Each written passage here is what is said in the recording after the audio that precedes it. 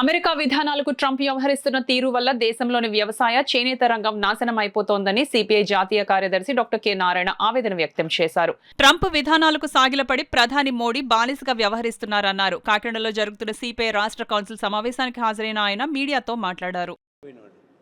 అంటే 25 లక్షల కోట్ల రూపాయలు ఈ 10 ఏళ్ళలో కార్పొరేట్ కంపెనీకి 4 కుటుంబాలు ఖర్చు పెడితే 95 లక్షల కోట్ల కుటుంబాలకి నువ్వు ఖర్చు పెడితే 10 లక్షల కోట్లే కదా. ఏం కొంపలు మునిగిపోయింది, దీన్ని మార్చాల్సిన అవసరం వచ్చింది గ్రామీణ పథకానికి. ఇది సంపన్న వర్గాలకు ఊడికి చేసే పద్ధతి వస్తా ఉంది. ఇప్పుడు అదే మోడల్ చంద్రబాబు నాయుడు ఎత్తగానే ల్యాండ్స్ ఫ్రీకి ఇచ్చేస్తున్నాడు విశాఖపట్నం కట్టాక. అదే 90 పైసలకి ఇస్తానంటాడు. ఇప్పుడు ఒకవైపున బిల్ గేట్ తీసుకొచ్చి అమరావతిలో పెట్టాడు. అది రైతులకి వరం బిల్ గ్రేడ్ అని చెప్పని నిన్న తీసుకొచ్చి పెట్టాడు. చూశారు కదా, బిల్ గేట్ని తీసుకొచ్చి రైతాంగానికి అనుకోని చెప్తూనే రైతులకు వ్యతిరేక చట్టాన్ని పాస్ చేయించాడు అమెరికా నుంచి. ట్రంప్ రాజీపడి ఈ రైతాంగానికి వ్యతిరేకమైనటువంటి డెసిషన్ తీసుకొని ఇంపోర్ట్ చేసుకుంటున్నాడు. అంటే రైతాంగానికి అన్యాయం చేసే పద్ధతుల్లో ట్రంప్ ద్వారా రాజీపడినటువంటి మన దేశం ఇప్పుడు చంద్రబాబు నాయుడు బిల్ క్లింటన్ తీసుకొచ్చి పెట్టి రైతులకు న్యాయం చేస్తూ ఉంటాడు. ఎవరిని మోసం చేయాలి కానీ చంద్రబాబు ఎవరిని మోసం చేస్తున్నాడు? ఒకవైపు రైతాంగానికి అన్యాయం జరిగిందని గోలు పడతా ఉంటే ఈ టైంలో బిల్ గేట్ తీసుకొచ్చి నువ్వు ఈయన రైతుకి అనుకోను అని చెప్తే ఎవరిని మోసం చేస్తావు నువ్వు? అంటే బిల్ గేట్ని ఉపయోగించి రైతాంగాన్ని మోసం చేస్తావా? మోడీని ట్రంప్ని ఊడిగం చేస్తావా? మోడీ ఒప్పకు ఊడిగం చేస్తావంటే చంద్రబాబు గొప్పకు ఊడిగం చేస్తాడు ట్రంప్కి. ఈయన లేకపోతే ట్రంప్ మోడీ చేయగలరా? సపోర్ట్ ఎవరిది? మోడీ ప్రధానమంత్రి కొనసాగాలంటే చంద్రబాబు నాయుడు అందరూ కొనసాగించ చేత కాదు, బలం లేదు. చంద్రబాబు నాయుడు విదేశీ అనుకుంటేనే అతను ప్రధానమంత్రి దింపేస్తారు. అంత కమాండ్ ఉన్నటువంటి చంద్రబాబు నాయుడు ఎందుకు ఆ మాట చెప్పలేకపోతాం? మన రైతాంగం అన్యాయం జరుగుతుంది ఎందుకు చెప్పలేకపోతున్నాం? దేశానికి అన్యాయం జరుగుతుంది చెప్పలేకపోతున్నాం అంటే ఈయన కూడా మోడీ ఎంత ద్రోహియో ఈయన కూడా అంతే ద్రోహి కానీ లెక్క.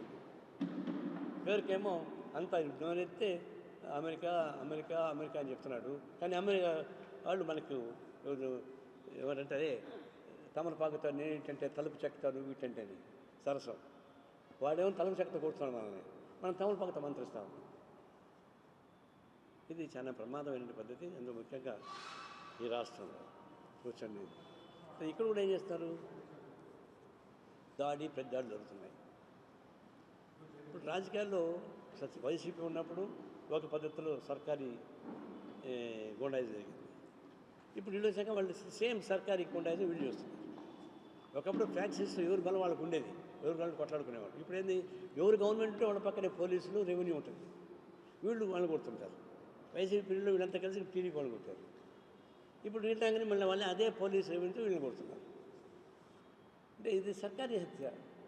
ఐఏఎస్ ఐపీఎస్ ఆఫీసర్లు ఎందుకు అంత బానిసగా ఉండాలి? మీరు ఏమైనా గవర్నమెంట్ ఉండండి, మీ పాలసీ ప్రకారం మీరు పోవాలి కదా. ఎందుకు వీళ్ళు చెప్పినట్టు చెప్తుంటారు? అప్పుడు మీరు చెప్పిన వాళ్ళు విన్నారు, ఇప్పుడు వీళ్ళు చెప్తుంటారు. వినబట్టే కదా లక్ష్మి లాంటి వాడు ఇప్పుడు ఫేస్ చేస్తుంది. శ్రీలక్ష్మి ఆమె 22 ఏళ్ళలో గోల్డ్ మెడలిస్ట్ అండి. ఆమె చక్కగా ఉండి ఇప్పుడు ప్రైమ్ మినిస్టర్ ఆఫీస్ చక్కగా ఉండేది. అంత భవిష్యత్తు ఎందుకు పోగొట్టుకుంది? రాజకీయ నాయకుడు చెప్పాడు, మైన్స్ దానిలో చిన్న మార్పు చేసింది. ఏం మార్పు?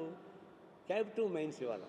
అంటే ఎవరు ఫ్యాక్టరీ ఉంటే వాడికి మైన్స్ ఇవ్వాలి, అది క్యాప్టివ్ మైన్స్. అది క్యాప్టివ్ అని పదం తీసి పడేసింది. అది గాలి జనతానికి వరం అయిపోయింది.